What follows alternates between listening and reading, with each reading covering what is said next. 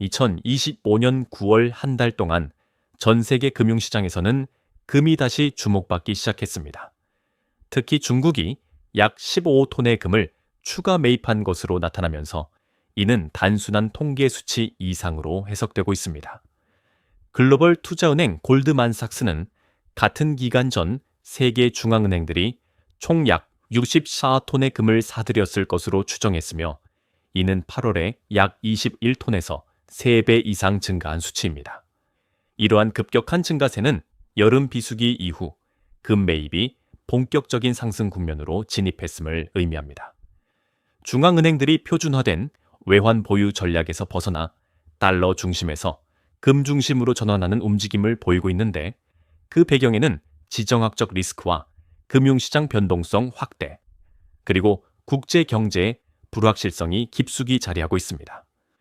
실제로 달러나 미국 국채와 달리 금은 실물 자산이기 때문에 제재나 압박의 대상이 되기 어렵습니다. 이러한 특성 덕분에 중앙은행들은 금을 단순한 안전자산을 넘어 전략자산으로 재편하고 있습니다. 이러한 흐름은 단순히 한 국가의 정책 변화가 아니라 글로벌 금융 질서의 구조적 전환을 의미합니다. 9월의 매입 급증은 그 신호탄으로 볼 수 있으며 앞으로 금 시장이 단기 변동을 넘어 새로운 패러다임으로 접어들고 있음을 전문가들은 주목하고 있습니다. 중앙은행들이 금 매입을 공격적으로 확대하는 핵심 이유는 단기 수급 변동을 넘어서 국제 금융 구조 자체가 흔들리고 있기 때문입니다. 첫째, 미국과 주요 선진국들의 부채 규모가 사상 최고치를 경신하며 달러 신뢰도가 점진적으로 약화되는 흐름이 나타나고 있습니다. 특히 미국 연방정부의 부채는 2025년 기준 35조 달러를 돌파했고 채무한도 협상 리스크가 반복되면서 국가 신용도에 대한 우려가 커지고 있습니다. 둘째, 러시아 외환 동결 사례 이후 달러 자산은 언제든 제재 대상이 될 수 있다라는 현실을 전 세계가 명확히 인식하게 되면서 실물 기반 안전자산인 금에 대한 선호도가 구조적으로 강화되었습니다. 셋째, 글로벌 지정학적 갈등의 심화도 금 매입을 자극하는 주요 요인입니다.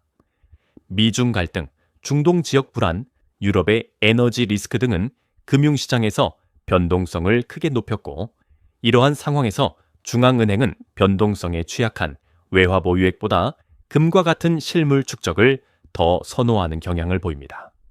넷째, 국제 결제망에 대한 의존도를 낮추려는 국가들이 늘면서 금 보유량 확대는 사실상 리스크 해지 전략으로 자리 잡았습니다. 실제로 IMF 자료에 따르면 2024세대 제25년 사이 신흥국들의 금 보유 비중이 평균 10% 이상 확대되었으며 일부 국가는 외환 보유액 내 금 비중을 20%까지 끌어올리고 있습니다. 이러한 요인들이 복합적으로 작용하면서 중앙은행들의 금 매입은 일시적이 아닌 정책적 장기 트렌드로 자리 잡았고 이는 앞으로 금 시장의 구조적 상승 압력으로 이어질 가능성이 높다는 분석이 지배적입니다. 금이 단순한 안전자산을 넘어 전략자산으로 재조명되는 이유는 국제 정치 경제 질서가 근본적으로 변하고 있기 때문입니다. 먼저, 금은 실물 형태로 존재하기 때문에 어떤 국가나 기관도 임의로 동결하거나 압류하기 어렵습니다. 이는 달러 자산이나 미국 국채가 지닌 가장 큰 취약성과 대비되는 지점으로 러시아의 외환 자산이 2022년 이후 대규모로 동결된 사건은 각국 중앙은행의 강한 경고 신호가 되었습니다. 또한 금은 국제 결제망 밖에서도 독립적으로 가치를 유지할 수 있어 지정학적 충돌 상황에서도 신뢰도가 흔들리지 않는 몇 안 되는 자산입니다. 실제로 BIS 국제결제은행과 IMF 보고서에서도 2025년 금 보유량 증가 추세를 탈달러화의 핵심 축으로 규정하며 금이 장기적인 통화 외환 전략의 중심축으로 이동하고 있다고 분석합니다. 특히 중국, 인도, 터키, 러시아 등 신흥국뿐 아니라 폴란드, 체코, 헝가리 같은 유럽 국가들까지 금 비중을 공격적으로 늘리는 움직임을 보이고 있으며 이는 금을 국가 안보 자산으로 분류하는 정책적 변화와 직결됩니다. 금값이 2025년 10월 온스당 4원남 3,080달러를 기록하며 사상 최고가를 경신했음에도 각국이 매입을 멈추지 않는 이유도 바로 이 전략적 가치 때문입니다. 가격이 높아도 수요가 줄지 않는 몇 안 되는 자산이 금이라는 사실은 시장의 구조적 변화를 보여주는 상징적 신호이며 향후 글로벌 자산 시장의 권력 지형이 금을 중심으로 재편될 가능성도 전문가들 사이에서 점점 힘을 얻고 있습니다. 2025년 10월 금 가격은 온스당 4,380달러를 돌파하며 사상 최고치를 기록했는데, 이는 전 세계적인 지정학적 긴장과 중앙은행의 매입세가 동시에 겹치면서 나타난 대표적인 피난 수요 효과입니다. 특히 중동 지역의 분쟁 확대, 러시아, 우크라이나 전선의 장기화, 미중 전략 경쟁 심화 등이 겹치며 위험 회피 자금이 금으로 집중 유입되었습니다. 그러나 11월 들어 금 가격은 다소 숨 고르기에 들어가 뉴욕 상품거래소 기준 12월물 선물이 사전 1,074달러 선에서 거래되며 단기 조정을 받고 있습니다. 이는 미국 연준의 금리 인하 기대가 약화되면서 나타난 자연스러운 흐름으로 금은 무이자 자산이라는 특성상 금리 상승기에는 상대적 매력이 감소하기 때문입니다. 실제로 10월 말 발표된 미국 고용 및 소비 지표가 예상보다 견조하게 나오면서 시장은 연준의 조기 금리 인하 가능성을 크게 낮추기 시작했고, 이에 따라 금 가격의 상승 탄력이 둔화된 것으로 해석됩니다.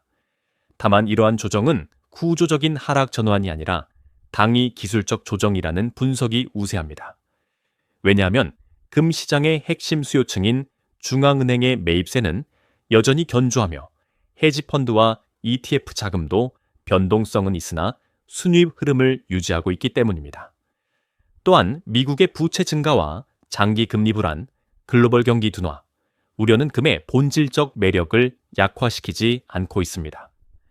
따라서 전문가들은 현재의 가격 조정을 오히려 장기 매수 관점에서는 기회로 활용할 여지가 있다고 진단하고 있습니다.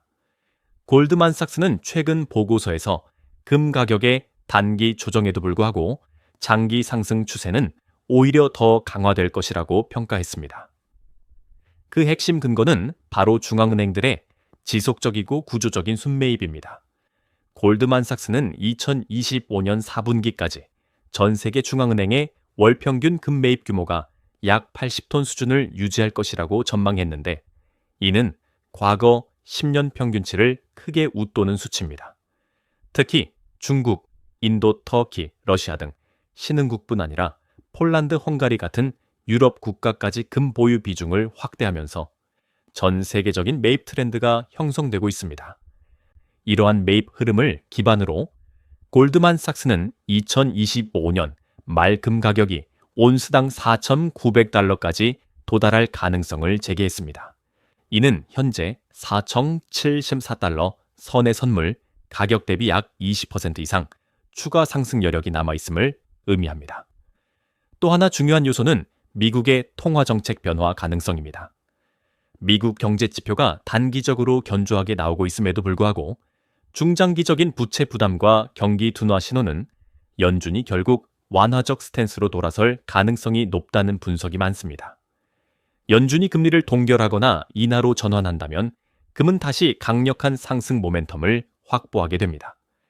또한 민간 투자자들의 금 ETF 재유입, 글로벌 경기 불확실성, 신흥국 환율 변동 확대 등이 모두 금 가격 상방 압력을 강화시키고 있습니다. 요약하면 금 시장의 장기 상승 논리는 단기 금리 변수보다 훨씬 더 견고하며 국제 금융 구조의 변화가 금의 가치를 근본적으로 끌어올리고 있다는 점에서 전문가들은 향후 금 가격의 구조적 상승 가능성을 높게 보고 있습니다.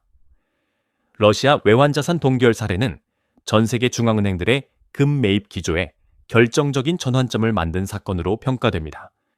2022년 러시아의 약 3천억 달러 규모 해외 외환자산이 미국과 유럽의 제재로 동결되면서 각국은 달러 자산은 언제든지 정치적 목적에 따라 봉쇄될 수 있다는 현실을 똑똑히 확인하게 되었습니다.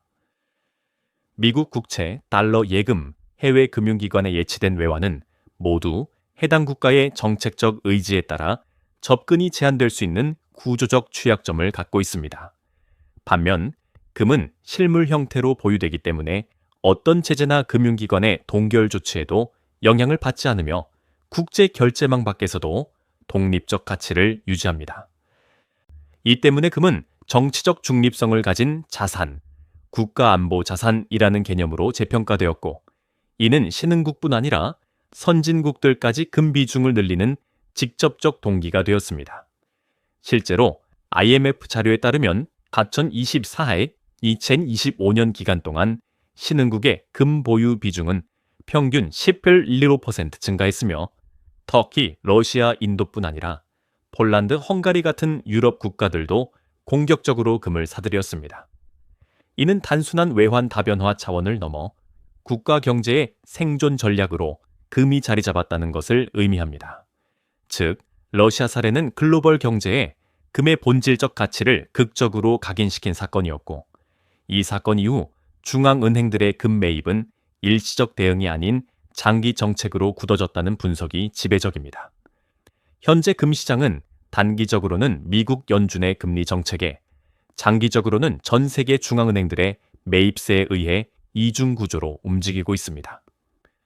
먼저 단기 측면에서 보면 최근 미국의 고용 소비 데이터가 예상보다 견조하게 나오면서 시장은 연준의 조기 금리 인하 가능성을 낮게 보고 있습니다.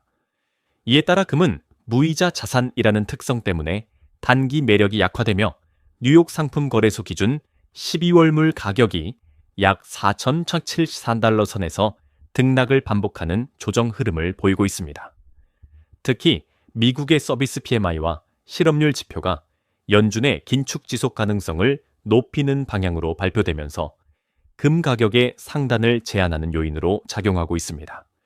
그러나 중장기적 관점에서는 상황이 완전히 다릅니다. 글로벌 경제 불확실성 확대, 지정학적 긴장 고조, 달러 패권의 구조적 약화, 중앙은행들의 지속적인 금 매입 등이 금의 상승 동력을 더욱 견고하게 만들고 있습니다. 골드만삭스가 제시한 월평균 80톤 매입 전망은 금 시장의 구조적 지지력을 상징하는 핵심 지표로, 이는 금 가격의 하방을 강하게 받치는 역할을 하고 있습니다. 또한 미국 정부 셧다운 종료 이후 발표될 일련의 경제 지표들은 연준 정책의 방향성을 좌우할 변수로 주목받고 있으며, 만약 향후 경기 둔화 신호가 강화될 경우 시장은 다시 금리 인하 기대를 반영하며 금 가격은 즉시 반응할 가능성이 큽니다. 요약하면 금 시장은 단기 금리 변수로 흔들리더라도 장기 수요 기반이 확고하기 때문에 하락폭은 제한적이며, 오히려 이러한 조정 구간은 장기 투자자들에게 전략적 매수 기회가 될 수 있다는 것이 전문가들의 공통된 평가입니다.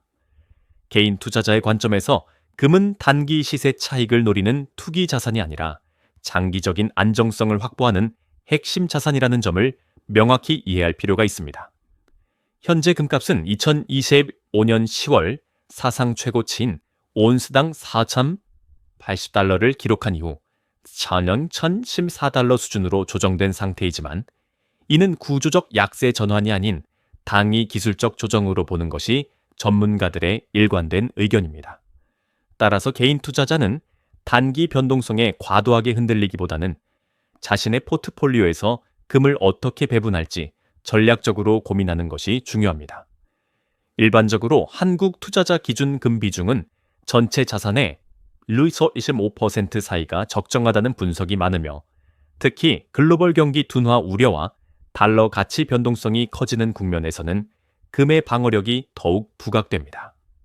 또한 KRX 금시장과 금 ETF, 실물, 골드바 등 다양한 투자 수단이 존재하는 만큼 자신의 투자 목적과 리스크 성향에 맞춘 선택이 필요합니다.